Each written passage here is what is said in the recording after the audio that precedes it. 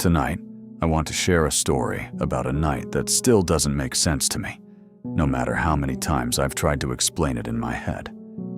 At first, it felt small, just a few strange details that didn't seem important at the time.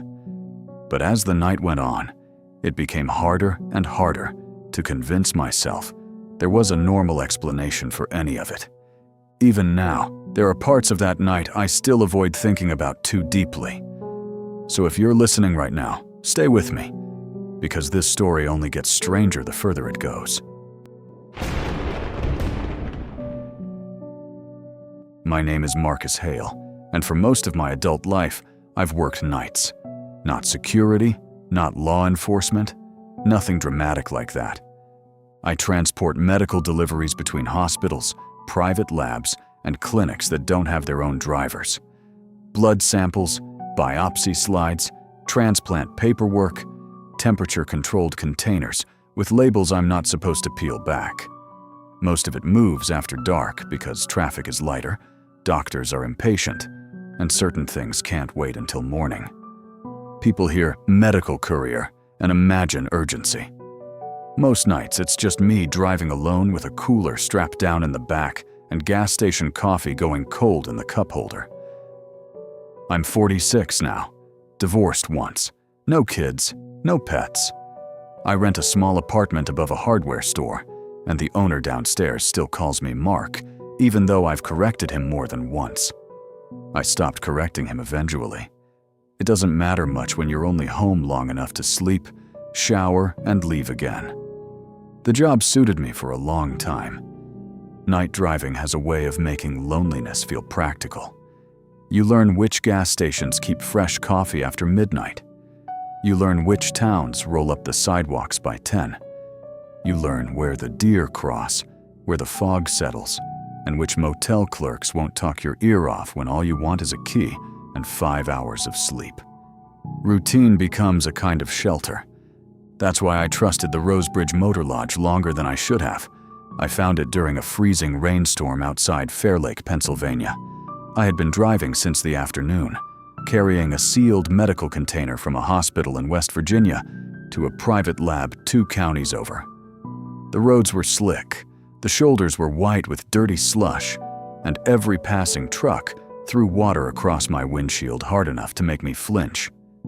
Dispatch sent me a lodging approval through the company app. Rosebridge Motor Lodge. Vacancy confirmed. Approved rate. I almost kept driving. From the road, the motel looked like the sort of place people only stopped at because weather forced them to. 2 floors, outside walkways, yellow walls stained darker under the railings, a pink sign out front with several dead bulbs, so the name glowed in broken pieces through the rain. Rosebridge became O's Rid E. There were only 3 vehicles in the lot. An old plumbing van, a dark sedan with fogged windows, and a pickup parked crooked near the ice machine. The whole place had that wet, tired look old motels get in bad weather, like the building had absorbed too many storms and never fully dried out. I remember sitting in my van with the engine running, watching the upstairs walkway. One curtain near the far end moved. Just slightly. Maybe from a heater vent. Maybe someone shifting behind it. Still, something about it made me hesitate with my hand on the door handle. Not fear. Not yet. More like the feeling of walking into a room and realizing everyone was talking about you a second before you entered. But I was exhausted, and exhaustion makes a lot of decisions for you. The lobby smelled like lemon cleaner, wet carpet, and old cigarettes trapped too deep in the walls to ever come out. A small television hung from the ceiling in the corner, playing a black and white sitcom with the sound muted.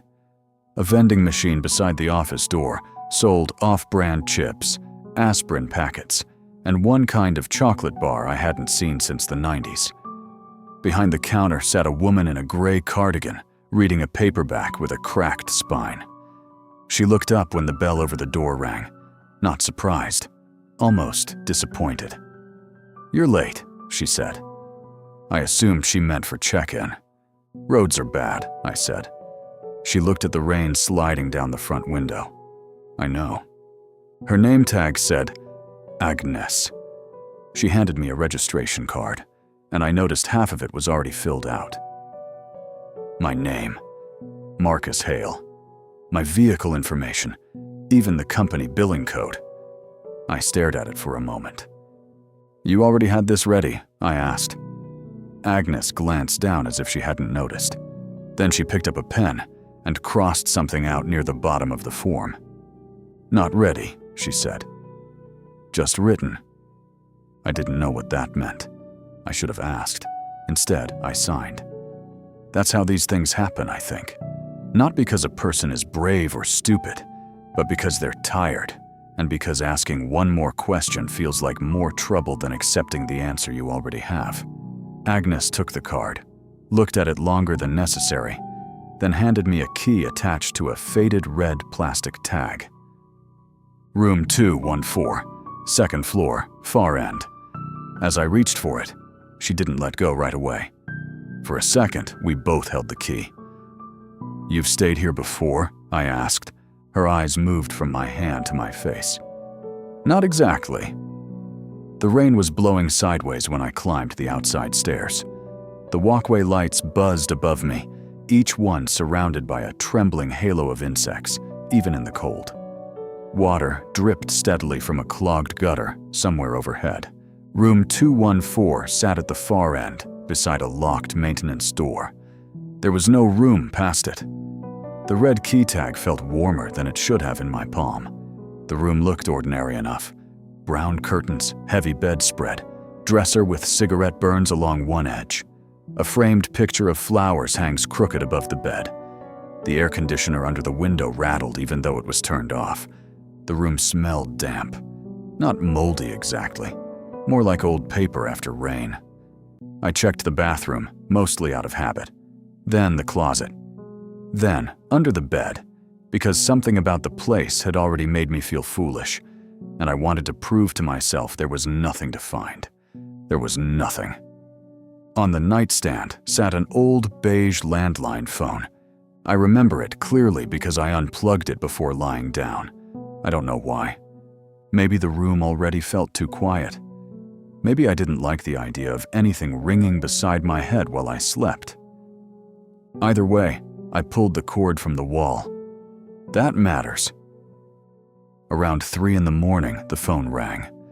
Not a digital chirp, an actual bell inside the plastic shell. Sharp, patient, loud in the dark. I woke up instantly. For a few seconds, I didn't move. The room was black except for the red glow of the clock beside the bed. 307. The phone rang again. I reached behind the nightstand and felt for the cord. Still unplugged.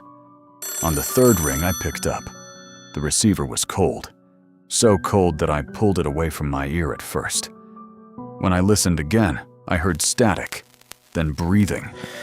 Not heavy, not threatening, just close. A woman whispered, "Can you hear the water?" I sat upright. "What?" There was a pause. Then, very far away, someone coughed. The line clicked dead.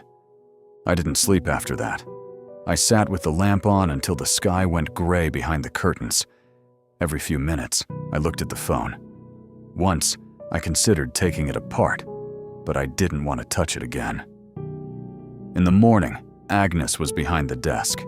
Same cardigan, same paperback, same expression that made me feel she already knew why I was there. I told her the phone rang. She opened a drawer and took out a small spiral notebook. Not the guest ledger. Something personal. "What room?" she asked. 214. She nodded slowly and wrote something down. I waited for an explanation. Instead, she asked, "Did it sound close?" I almost laughed, but it came out wrong. "Close to what?" Agnes looked toward the staircase outside the lobby window. "You should take a downstairs room next time." "Why?" She closed the notebook. "The upstairs remembers more." I drove away telling myself she was strange. The motel was old, and the phone call had been some wiring issue combined with a half-asleep brain. That explanation worked for nearly a month. Then, dispatch routed me through Fair Lake again. I could have stayed somewhere else. There were chain hotels closer to the interstate. More expensive, but not impossible. I could have paid the difference myself. Instead, I booked Rosebridge. That still bothers me. I think a part of me wanted to make the first night ordinary by returning to it. Like if nothing happened the second time, the first time would become just a story about bad wiring and fatigue. I arrived close to midnight. The rain had stopped, but the parking lot was still wet, reflecting the pink sign in broken streaks. There were more cars this time. A motorcycle near the stairs, a white van with no company markings, a station wagon with a child's blanket pressed against the back window. Room 214's curtain was open. A man stood inside. The lamp behind him made his face impossible to see, but I could tell he was facing the window. Facing me. He raised one hand and placed his palm against the glass. Not waving, just touching it. I looked away first. By the time I reached the lobby, Agnes wasn't there. A thin man stood behind the counter, sorting papers that didn't look like they needed sorting. Pale skin, narrow shoulders, hair combed too flat against his head. His name tag said Cal. "Checking in?" he asked. I gave him my name. He didn't look at the ledger. He reached beneath the counter and placed the same red key tag in front of me. "I think someone's already in there," I said. Cal smiled, but the smile didn't reach anything above his mouth. "No one's been upstairs tonight." I saw someone in the window. He tilted his head a little. "You saw movement." The way he said it made me feel like I had used the wrong word, and he was correcting me. I almost asked for another room. I didn't. People imagine they would make better choices in situations like this. Maybe some would. But tired people avoid conflict. Tired people take the key. The walkway upstairs smelled like rain and metal. When I reached room 214, the curtain was closed. No light underneath the door. No sound inside. I unlocked it slowly. The room was empty, but the bathroom sink was running. Just a thin stream of water slipping into the drain. I stood in the doorway for a while, listening. Maybe housekeeping forgot. Maybe the last guest left it on. Maybe the pipes were bad. Simple explanations were still available then, and I reached for every one of them. I shut the faucet off. That was when I noticed the mirror. Someone had written numbers across it in the fogged glass, over and over again. Some large, some small, some backwards, like they had been written from the other side. I wiped the mirror clean with a towel. That was the first time I seriously thought about leaving. Not because it was dramatic, because it felt directed at me. I sat on the edge of the bed with my bag still zipped beside the door. I kept my jacket on. The television didn't work. The heater clicked every few minutes but never fully started. At 2:17, the phone rang. I had unplugged it again. Of course I had. The first ring made me stand up so fast that my knee hit the nightstand. The second ring filled the room. By the third, I was angry enough to answer. "What do you want?" I asked. For several seconds, there was only static. Then a man whispered, "Is the hallway still smoking?" I couldn't speak. "We can't open the windows," he said. Behind his voice, I heard coughing. Not one person. Several. Wet, painful, desperate coughing, buried under static and distance. I slammed the receiver down. The room went quiet. Not ordinary quiet. Too complete. No heater. No rain. No traffic from the road. Then came 3 knocks from the wall beside the bed. The maintenance closet side. Slow. Deliberate. I backed toward the door. 3 knocks answered from somewhere deeper inside the wall. I left the room without my bag. Agnes was behind the desk when I came down. Not Cal. Agnes. She looked tired in a way I hadn't noticed before, like someone who had been awake for years and only pretended to sleep between shifts. "You heard them clearer," she said. That made something in me snap. "Who is Cal?" I asked. Her face changed. Just a little. But enough. "There's nobody named Cal working here," she said. "He checked me in." "No," she said. "He didn't." She turned the guest ledger toward me. My name was written beside room 214. The handwriting was thin and slanted hard to the left. Not mine. Not Agnes's. Under my name were 4 others. No checkout dates. Agnes watched me read them. "The room has always had trouble with names," she said. I asked her what that meant. She didn't answer right away. Instead, she opened another drawer and took out a yellowed envelope inside a plastic sleeve. My name was written across the front. Marcus Hale. "When did you get that?" I asked. Agnes placed it on the counter but didn't push it toward me. "Before you first came here." I opened it with hands that didn't feel steady. Inside was a motel receipt. Rosebridge Motor Lodge, room 214. The date was February 1989. Guest name, Marcus Hale. Same middle initial, same home city, same signature, close enough to make my mouth go dry. I was born in 1980. I would have been 9 years old. Behind the receipt was a Polaroid photograph. 5 people stood outside room 214 in falling snow. A salesman in a brown suit, a young woman holding one shoe, a young man with blackened hands, an older man I couldn't place. The 5th person stood near the edge of the frame, blurred by motion, but the clothes were clear. Brown jacket, blue work shirt, black boots. The same clothes I was wearing that night. I looked up at Agnes. She didn't seem satisfied by my fear. She seemed sorry for it.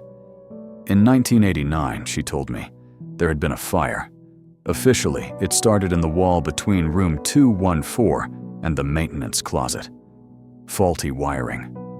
Bad luck. Smoke traveled fast through the upstairs hall, faster than anyone expected. 4 guests died. At least that was what the report said. But the ledger had 5 names. One of them was mine. After the renovation, strange things started happening in that room. Phone calls from disconnected lines, wet footprints appearing on dry carpet, guests hear coughing behind the walls, names appearing in the book before reservations were made. Sometimes people checked into 214 and left without incident. Sometimes they came downstairs, pale and shaking. A few drove away without their luggage. One man broke his ankle jumping from the 2nd floor walkway because he said smoke was coming under the door, though there was no fire. I asked why they kept renting the room. Agnes looked toward the office door behind her. "People own places like this from far away," she said. "They read numbers, not stories." I asked why she stayed. She rubbed one thumb against the edge of the ledger. "Somebody has to notice when the book changes." I left before sunrise. I didn't take my bag from 214. Agnes said she would mail it. I told her not to. For almost a year, I avoided Fair Lake. When dispatch tried to route me through that area, I traded shifts or claimed hours wouldn't work. I paid for my own hotels twice. Once, I slept in my van behind a closed grocery store because the nearest approved lodging was Rosebridge. I started driving more daytime routes. Less money, but I slept better. Then winter came back. Emergency delivery. Private clinic to Fair Lake Memorial. Time sensitive. Temperature critical. Direct route required. I remember sitting in the loading bay while snow came down under the yellow lights, thinking I should call in sick. I didn't. People rely on those deliveries. That's what I told myself. The drop-off took longer than expected. By the time the hospital signed for the package, the roads were bad. A wreck had shut down the interstate. Chain hotels were full because of a power outage near the county line. Dispatch sent the message at 1:58 a.m. Approved lodging available. Rosebridge Motor Lodge. I sat in the hospital parking lot and looked at it for a long time. I should have stayed in the van. Instead, I drove. Rose Bridge looked worse than I remembered. The sign still glowed pink, but weaker now, half buried behind falling snow. Several rooms were dark. 2 downstairs windows were boarded. The ice machine had a handwritten out-of-order sign taped to it. The parking lot was empty, except for my van, and the dark sedan I had seen the first night. Same fogged windows, same place near the far corner. Room 214's curtain was open. Someone stood inside, waiting. I didn't go upstairs. I went straight into the lobby. Agnes was there. No paperback this time. No television. No vending machine hum. Just her behind the desk, with both hands resting on the closed ledger. Before I said anything, the desk phone rang. Agnes didn't move. It rang once, twice, 3 times. She picked it up on the 4th ring and listened, her eyes closed. Then she held the receiver out to me. "For you," she said. I didn't want it, but I took it, static first. Then my own voice, quiet and tired, said, "You finally came back." The line went dead. Above us, a door slammed. The sound rolled through the building. Agnes locked the lobby door. "You need to leave now." "I just got here." "No," she said. "You checked in a long time ago." The lights flickered. For half a second, the lobby changed. The carpet looked soaked and black. Smoke stains crawled up the wallpaper. The vending machine disappeared, replaced by a payphone hanging crooked beside the office door. The air filled with the hot, sour smell of burned wiring. Then everything snapped back. Footsteps moved across the second-floor walkway. Slow, dragging. I heard coughing above us, several people. Then 3 knocks came from the ceiling, same rhythm as the wall. Agnes whispered something under her breath, maybe a prayer, maybe just a habit worn smooth from repetition. The stairwell creaked. Someone was coming down. At first, I thought it would be Cal. It wasn't. It was me, not perfectly. The face looked close enough to be mine, but blurred around the eyes, like a photograph taken while the subject moved. The mouth hung slightly open until it spoke. "You left your room," it said. My voice. My exact voice. Behind it, 4 figures stood higher on the stairs. The salesman in the brown suit, the young woman with 1 shoe, the young man with burned hands, the older man whose face was mostly hidden by smoke. They weren't moving. They were waiting. The thing wearing my shape raised the red key tag. "We saved your place," it said. Every phone in the motel began ringing. Not just the lobby phone, all of them. Upstairs, downstairs, behind office walls, through closed doors. 100 bells overlapping until the building seemed to vibrate with the sound. Agnes came around the counter and shoved me toward the private office. "Go through the back." "What about you?" She looked smaller than she had before. Somebody has to answer eventually. I wanted to pull her with me. I really did. But the thing on the stairs had started moving again. So I ran. The office behind the desk was narrow and crowded with cardboard boxes, cleaning supplies, old receipts, and stacks of ledgers tied with string. The air smelled like dust and smoke. At the back was a service corridor with pipes along the ceiling. The lights there were already flickering. Behind me, the phones kept ringing. I pushed through the metal exit door into the back lot. Snow hit my face sideways. My van sat across the lot, half covered already.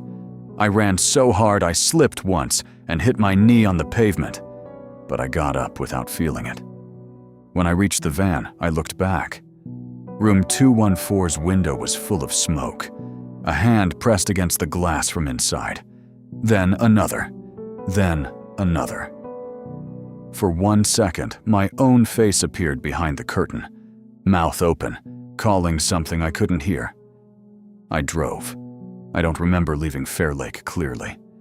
I remember passing the same closed gas station twice, even though I never turned around. I remember the dashboard clock staying at 2:17 for too long. I remember the sound of ringing continuing faintly, even after the motel disappeared behind the snow. At sunrise, the road finally looked normal again. A few months later, I searched for Rosebridge online. There wasn't much.